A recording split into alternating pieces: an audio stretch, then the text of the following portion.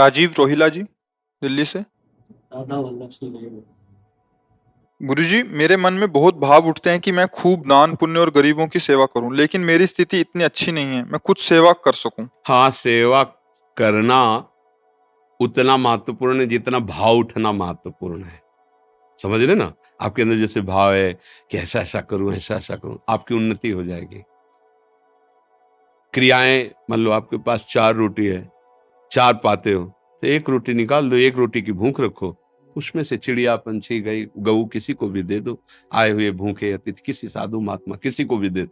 आपकी वो 1 रोटी दूसरे के करोड़ों मन अन्नदान के बराबर नहीं होगी, क्योंकि आप उतनी सामर्थ्य वाले हैं और आपका भाव बहुत है। बस वो भाव काम कर जाएगा। समझ रहे हो? और अगर कहीं नाम वाम की प्राप्ति के लिए हो, जैसे आजकल लोग पंखा लगवाते हैं तो पंखुड़ी में जिला, नंबर, पूरा सब दे देते ना। एक पंखा लगाया और पूरा नाम और पूरा मतलब पूरा पता उसी में लिखा हुआ है। ये सब केवल मलिनता है, अहंकार की मलिन। ये सब नहीं, अपने पास है उसी में से हम 4 रोटी है, 3 में काम चला लेते, 1 रोटी में आधी रोटी पक्षियों को डाल दिया, आधी गौ को पवा दिया, कभी किसी भूखे को पवा। ज्यादा कोई ऐसा अवसर है तो आज हम उपवास कर लेते, 4 रोटी किसी को पवा देते। इससे बड़ा कोई दान नहीं। ध्यान रखना। एक बार एक मुदगल नाम के ऋषि थे, वो सीलोंच वृत्ति से जीते थे। सीलोंच कहते हैं, ये शास्त्रीय शब्द है। जैसे किसान अपनी फसल काट ले जाता है, फिर जो बालियां और दाने पड़े रहते हैं उसे सीला कहते हैं, सील। और बाजार में जहां अन्न बेचा जाता है वहां से सब उठ गया, अब जो दाने पड़े रहते हैं उसे उंच कहते हैं। सील और उंच, इन दोनों वृत्ति से वो अन्न इकट्ठा करते थे। तो बड़ी मेहनत के बाद मान लो 15 किलो लगभग हुआ, इससे ज्यादा नहीं, क्योंकि किसान तो सब अपना ले गया। अब जो एक बाली, एक दाना ऐसे पड़ा खेतों में, वो बिन लिया, बाजार उठ गई, जो दाना पड़ा है वो बिन लिया, और उसको भुनवा लेते थे और उसका बस सतुआ बना लेते थे और उसी से जीवन काटते थे। रात दिन भजन तपस्या और उसी को पाते थे। पर उनका ये नियम था, अगर उनके पास कोई आ गया तो भूखा नहीं जाने देते थे। अब एकांत जंगल में रहते थे, ऐसे कोई जल्दी आता ही नहीं था।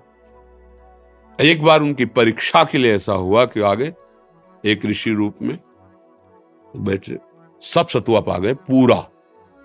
उन्होंने एक बार भी नहीं रोका कि मेरा क्या होगा, और पानी पिया, मुंह पूछा, चल दिए।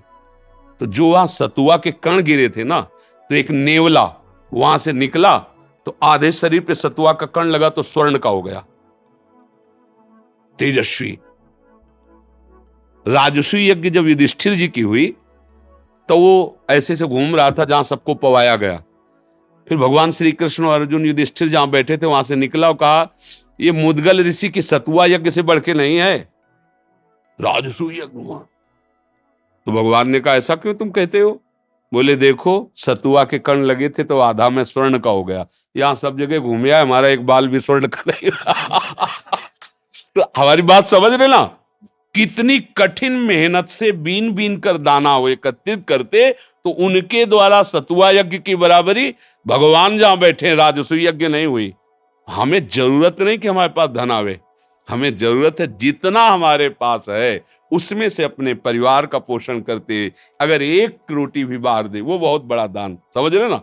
आपका भाव होना चाहिए। संपत्ति खास बात नहीं है, खास बात भाव है। भाव है ना, तो भगवान आपकी हर सेवा स्वीकार कर रहे हैं। काश हमारे पास ऐसा होता तो भगवान को फूल बंगला बनाता, प्रभु उसमें बैठते, 56 भोग। अब लग रहा है, हो रहा है, आपको इसका फल मिलेगा।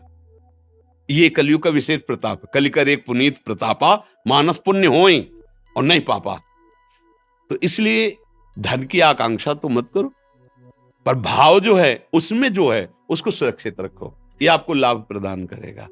और ये मत रखो कि ये गरीब है, मैं बड़ा हूं इसलिए दे रहा हूं। नहीं नहीं, मुझे भगवान इस रूप में आके सेवा का सौभाग्य दे रहे हैं, ऐसा भाव। और धनी है मान लो ऐसे, चल बांट दो इनको, तो पुण्य तो मिल गया, लेकिन जो उसका लाभ मिलना चाहिए वो नहीं मिलेगा। इसका लाभ सीधे भगवान प्रसन्न हो जाए, सबके हृदय में भगवान बैठे, ये तुमसे हो सकता है।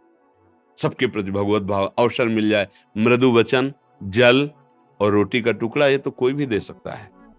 सब अन्न खा के जीते हैं। आज हम उपवास करेंगे, आज का भोजन हम किसी को देंगे। मान लो हम गरीब हैं कि हम दोबारा अपने लिए भोजन तैयार नहीं कर सकते, इतनी सामर्थ्य नहीं, तो आज हम उपवास कर जाएंगे, मरेंगे नहीं। आज हम किसी संत को पवा देते, किसी भूखे को पवा देते, किसी पशु को दे देते।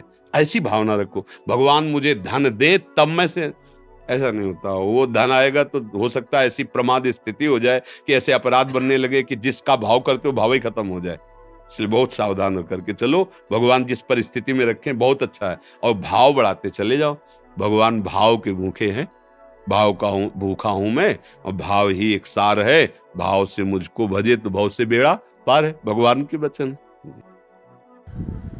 राधे राधे प्यारे भक्तों, आप हमारे चैनल पर नए और पहली बार है तो हमारे चैनल को सब्सक्राइब करें और साथ ही साथ नोटिफिकेशन को भी ऑन कर दीजिए, ताकि ऐसी कोई भी माहिती प्रभु जी की वीडियो आए तो आपको सबसे पहले मिलती रहे। तो मिलते हैं दोस्तों को ऐसे ही नए और मज़ेदार टॉपिक के वीडियो के साथ।